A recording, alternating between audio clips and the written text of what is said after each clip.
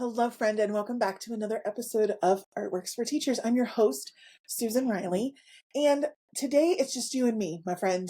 We are going to be talking about something that I think is pervasive right now. It's definitely something that I'm hearing a lot about in the business space, but also somewhat in my personal space. I don't know that it's made it to the personal vernacular just yet, but it's definitely made it into the business world vernacular, especially with marketing.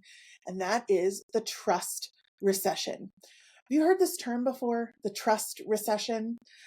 If you have, it's definitely, if you haven't, it's definitely coming down the pike, right? If you have, I think it's something that has been churning for at least the last 6 months, if not slightly longer.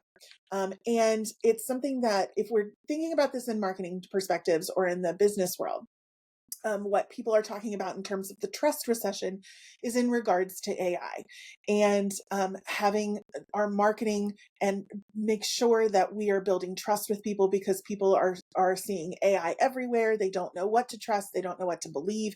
And therefore, nobody's buying anything. Nobody is investing in anything. Nobody is supporting any kind of business because they don't know whether to believe it or not, if it's real or if it's not.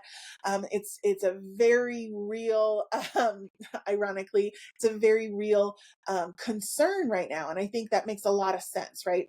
Particularly as at this time of this recording, it's November of 2025. We're heading into Black Friday and the holiday season, which so many retailers and small businesses really count on this time of year for people investing in everything. And not only small businesses and retailers, but also a lot of charities and a lot of nonprofits who do the really good work. I saw a statistic that many of those nonprofits, 30 to 40% of their entire year budget comes from the period of time of Black Friday to the end of December. For just a single month, almost 40% of their budget comes from that period of time. And so when we're talking about something like a trust recession and people being very careful and cautious and concerned about spending their money in a place that may or may not be real, a lot that's going to affect a lot of really good people who are doing good work in real spaces, right? Because we just simply can't tell the difference anymore. And I think that's a real shame, right? So, um, beyond the marketing side, when we're thinking about the trust recession overall, I think it's really interesting to consider. And this is why I wanted to talk about this today, because it starts with, right, business and sales and all of that, but it's really trickling into all of our lives and everything that we're doing. Think about this. What was the last time you looked at something and said, is that real? Like, should I really believe that? Everything I look at in my social media feed anymore can I trust this or can I not? Even some of my friends are sharing things which turn out to be AI generated and they feel duped. But then now, do I trust that friend because they're sharing things that were not vetted? I don't know, right? It feels very disconcerting. It's very it's a strange place to be. We've known for a long time that you can't believe everything you see on the internet and you can't believe everything you read. Now you can't even believe everything you think you know.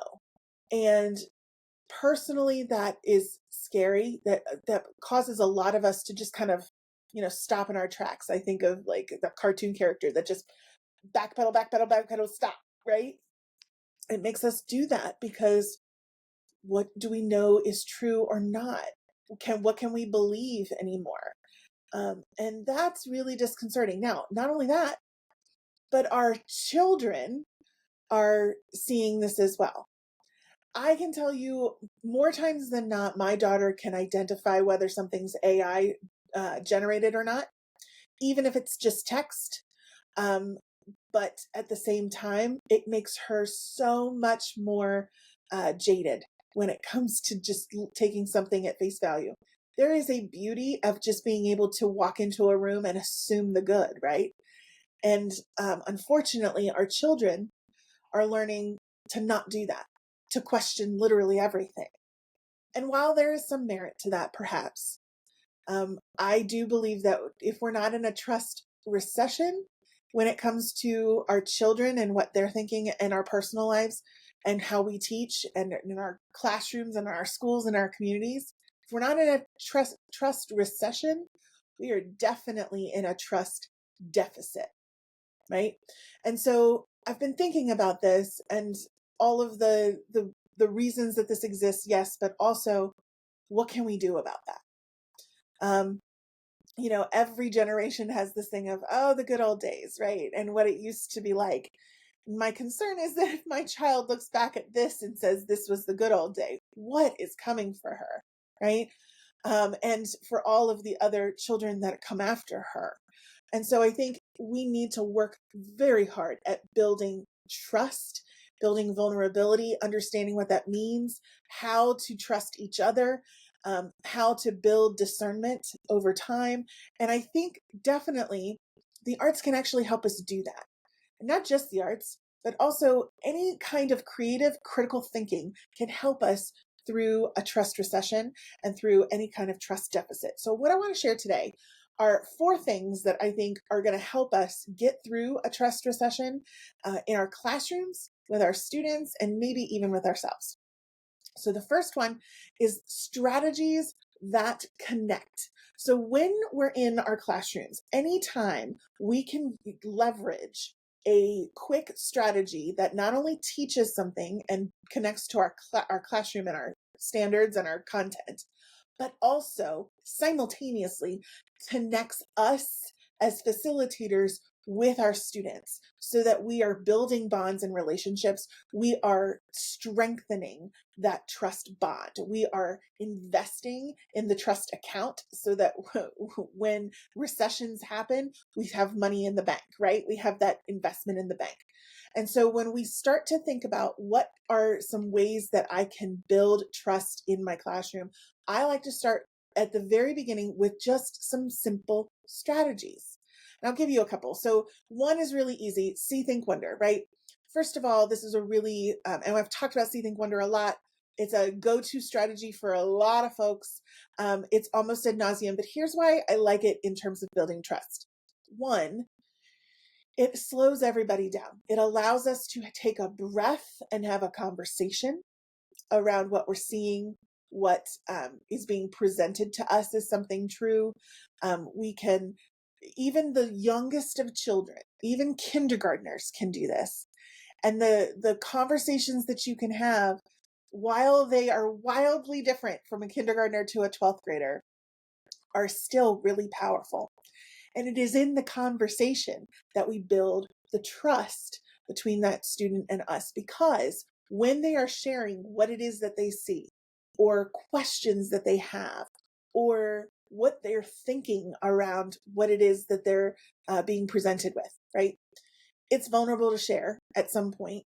Also, by sharing that out and by recognizing that that is true for them, we acknowledge and allow them to know that we see them. And that is something incredibly powerful when it comes to building trust with one another. People want to be seen. They want to feel seen. They want to feel heard. They want to feel as though you know what it is that they're trying to convey. And a see, think, wonder, a simple exercise where you give somebody something to look at and ask them, what do you see here? What are some things that you're thinking about? And what questions do you have? What wonderings do you have? And allowing them to share that and recognizing that that is true for them, that builds a lot of trust in a very short period of time. That takes less than 5 minutes. Okay. So that's one quick way to do that in a classroom. Another quick way to do that in a classroom is I love a strategy called drawing by description. And this is where you pair up. And one student is the drawer and the other is the describer. And you give whatever prompt that you want, whether it's something to hear, something that you want them to look at, an article, a piece of artwork, anything, right? That is fairly simple. You want to just try to keep it simple. I love using Keith Haring for this, his artwork, because it's lines, right? It's simple shapes, simple lines. You give that to the describer. And the describer has to try to get the drawer to recreate what it is that the describer is seeing. But the drawer cannot ask any questions. That is a huge win for building trust. You're trusting as the drawer that the describer is giving you as much information as possible, that the describer has your best interest in mind, right? Because you're trying to work towards the same goal. This builds a lot of trust, again, very, very quickly, and it doesn't have to take a lot of time. So strategies like that in our classrooms can certainly help. If you love strategies and you want to have a bunch at your fingertips, I would highly suggest getting on our newsletter. We send out a strategy of the week every Tuesday. Get a new strategy. I think for this year, we've already have 75 in the bank that our newsletter subscribers get. And so definitely subscribe for that over at artsintegration.com. Just scroll down to the bottom of any web page, put your name and email in, and you'll get on that strategy list, free to your email inbox every Tuesday. Okay, number two, a way that we can support and invest in trust during a trust recession are spaces that are meaningful. And so there's two components to this. There's a classroom component and there's a personal component. So I'm going to start with the classroom first.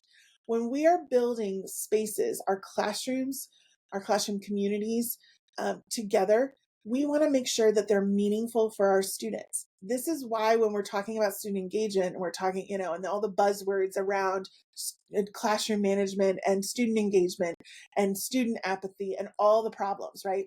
It all boils down to, what community have you created in your classroom, right? What space have you created?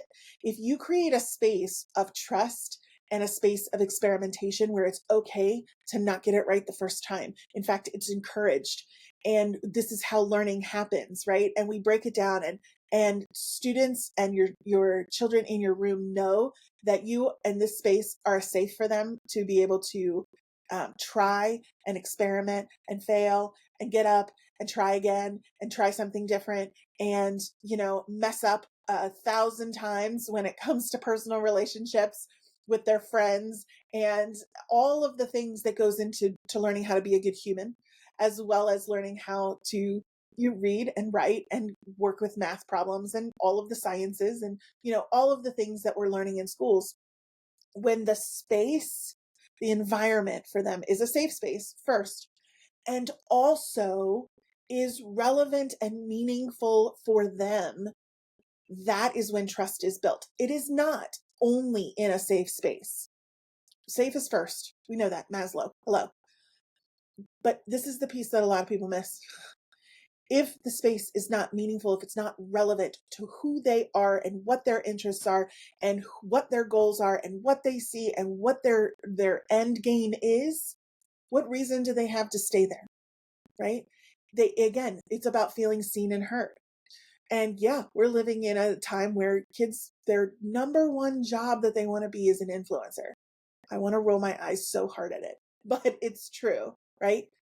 Let's acknowledge that. Let's at least acknowledge it and say, okay, yeah, if you think you can get all of the learning that you need on YouTube, why do you need to be here in this room, in this space? It's a hard reality, but it is a question, my friends, that if we answer it, and if we answer it honestly, and then go to make changes so that it is relevant and meaningful for them to be in the room, and they get something in our classrooms that they can't get off YouTube, that they can't get with an AI tutor, that they can't get with an online educator that's not even on the computer with them half the time, right? Why do they need to be in our space? We gotta ask that question. I don't think we've ever asked that question. And if we have, it's been kind of a sidebar conversation. No, it is the conversation.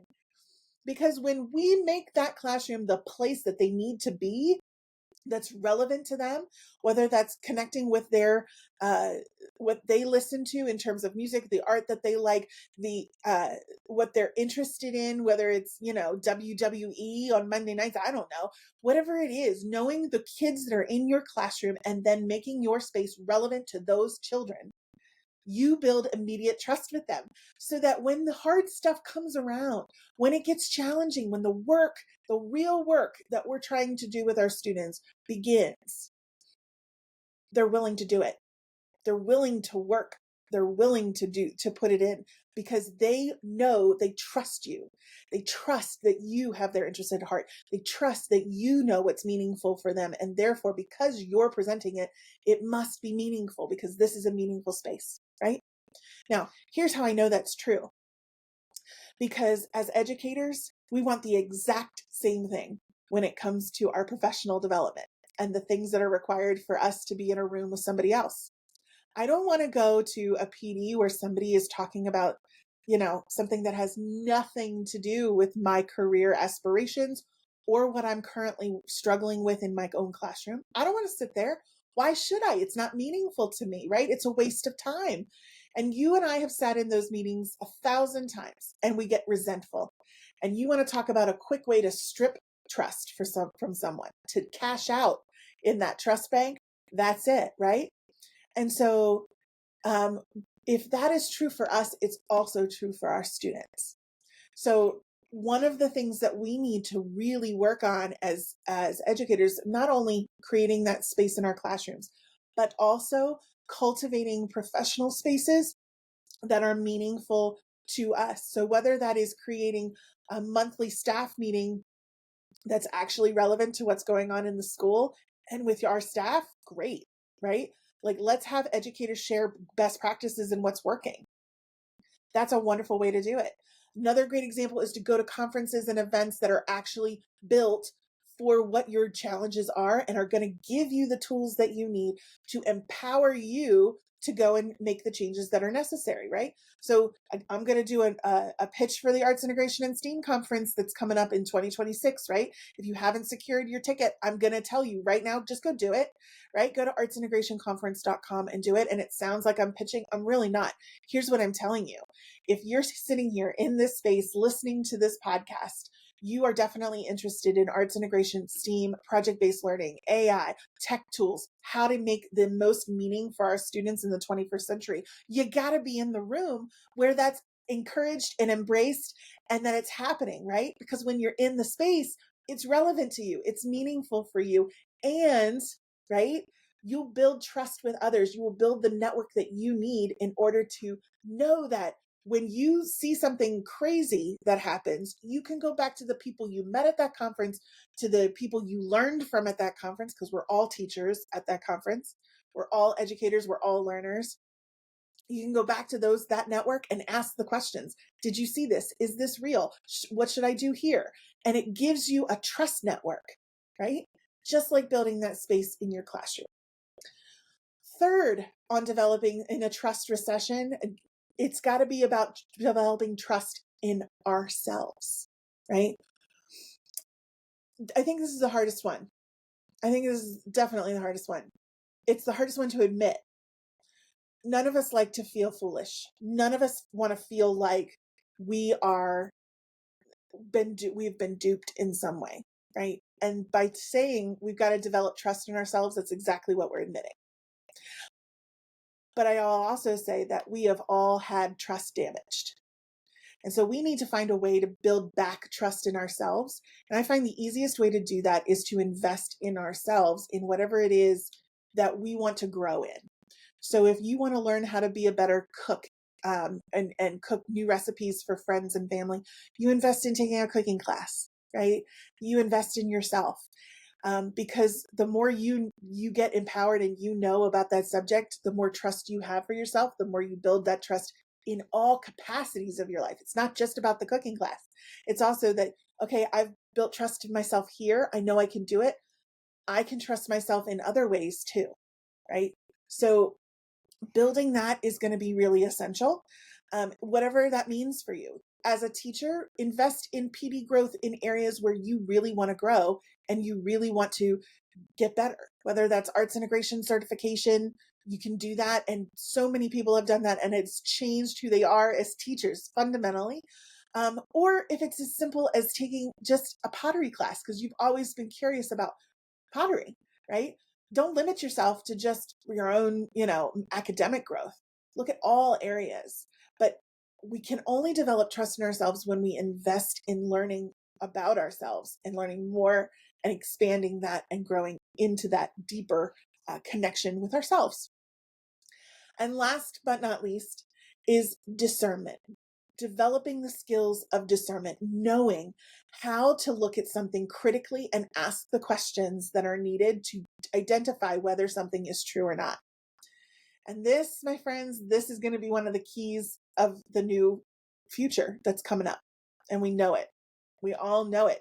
And so, for those of us who have been around before AI, we knew that critical thinking was important. But I will tell you, we still don't ask enough questions.